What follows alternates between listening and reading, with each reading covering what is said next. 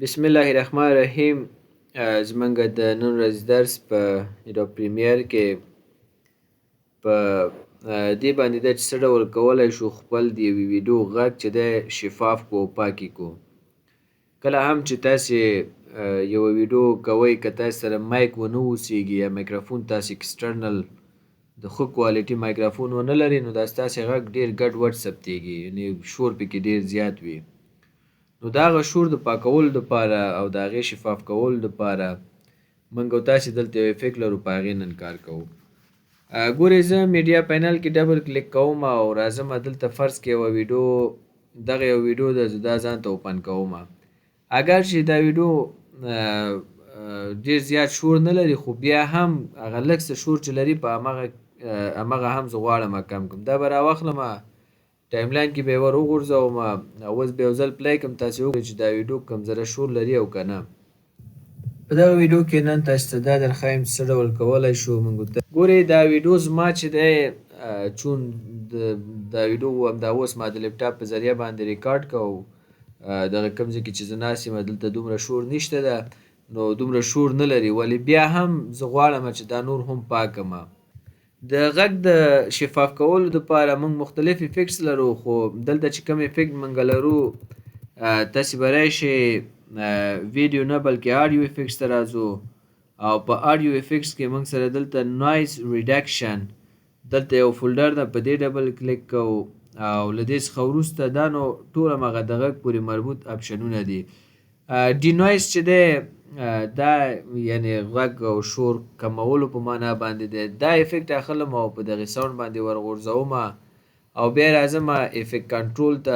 ګورئ دا افیکټ کنټرول دی، لاندې به راشم، دا موږ سره اپلای شوی ده.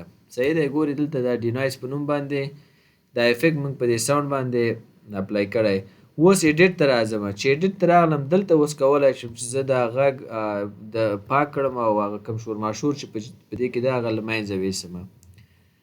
ګورئ دلته موږ سره اماونټ دی، اوس زما غږ چې دی 40% کې دی. زه غواړم چې دا لږ اضافه کړم چې لږ نور هم زما غږ پاک شي. ګورئ یو ځل یې زه پلی کوم، تاسې یو زیپ فولډر ځان ته جوړ کړو. ګورئ دې کار کول صحیح شو. زه اوس غواړم چې دا لږ غوندې نور هم پاک کړم. یو خبرې ته مو پام وي چې دا ډېر زیات تاسې نشئ کولی چې ډېر زیات فرض مثال تغییر پکې راوړئ. دا 40 دی، زه فرض که راځم دلته 72% ته دا رسوم.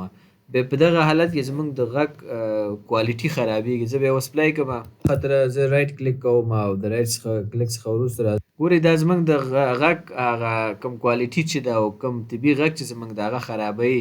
نو 40 ده، زه ورته وایم یاره 40 نه بلکې 45 ته به یې بس کړم، 45 کې به یې انتخاب کړم. اوس یو ځل پلی کوم، وګورئ تاسې راځم نیو ته، د نیو څخه وروسته دلته وین رایټ زیپ په نوم باندې موږ سره فولډر ده، په دې کلیک کوم او وروسته چې فولډر موږ سره ګورئ د پخوا په نسبت زما غږ ډېر ثبت شوی ده او پاک شوی ده. کله چې تاسې په یو شور ماشور ځای کې غږ ریکارډ کوئ نو هغلته چې دی به غږ صحیح ستاسې نه وي رااخیستل شوی، نو هغه به یې تاسې کولی شئ چې دلته د دغې اپشنونو په ترو باندې خپل غږ څنګه کوئ شفاف کوئ، پاک کړئ، منظم یې کوئ. خیر دلته خو فقط موږ دا کولی شو چې په کومه اندازه یعنې ارقام ورته ورکوو چې 40 یا 50 یا 80% زموږ غږ پاکه. دا خو سمپل کار دی، خو دغلته یو څو اپشنونه هم لري. فرض که زما غږ پخوا 40% او ما اوس 45% ورته انتخاب کړ چې زما غږ پاک او دلته دا یو اپشن ورته انتخاب دی فوکس آن آل فریکوینسیز.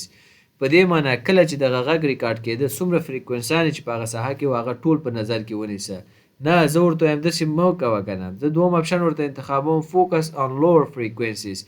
بعضې خلک دي که تاسې ورته مایک ورکړئ هغوی ډېر ورو غږېږي، شور ماشور ډېر زیات وي، شور ماشور په های فریکوینسي کې او خپله شخص ورو غږېږي. نو په دې صورت کې به تاسې ورته دا اپشن آن کړئ فوکس آن لوور فریکوینسیز، یعنې شور ماشور های فریکوینسي دی او هغه مین خبرې چې څوک کوي هغه لو کې ده، نو ته دا لو شفاف که لو خبرې واخله او دغه های چې دی مه راخله، بیا دا اپشن ورته انتخابېږي. او که چېرته فوکس آن میټ فریکوینسیز یعنې همهغه میډیم حالت کې چې کوم فریکوینسیانې دي په هغې باندې فوکس وکړه هغه راواخله، نو دا اپشن ورته انتخابېږي. او فوکس آن لوور ان هایر فریکوینسیز، نو د نوم څخه یې معلومیږي چې د جیک او ټیټ دپاره دا انتخابېږي غږونو دپاره، او دا چې دی فوکس آن هایر فریکوینسیز یعنې په هغه فریکونسیانو باندې ته ډېر فوکس وکړه چې هغه هایر واوسیږي. نو تاسې هغه خپل ویډیو ته وګورئ چې ستاسې غږ ټیټ دی او شورماشور جګ دی، که شورماشور کم دی ستاسې غږ جګ دی. نو د هغې نه وروسته تاسې به دې کې انتخاب کولی شئ چې کوم اپشن دلته ورته انتخاب کړئ او دلته بیا پکې تغییر راولئ. نو دا و موږ سره د نن ورځې درس چې موږ څه ډول کولی شو خپل غږ پاک کړو د ډینوایس په واسطه باندې. دغه زما ویډیو چون ډېر شورماشور او غږ یې نه درلوده، ولې بیا هم زما غږ یې شفاف کړلو. تاسې هم کولی شئ چې خپل ویډیوګانې چې هر څومره شورماشور ولري د ډینوایس په واسطه باندې هغه غږ ارامه کړئ، منظمې کړئ، پاکې کړئ. هیله مند یم چې دغه اپشن هم ستاسې زده شوی. دا ډېر مهم افیکټ ده او پریکټیکلي ډېر زیات استعمالیږي.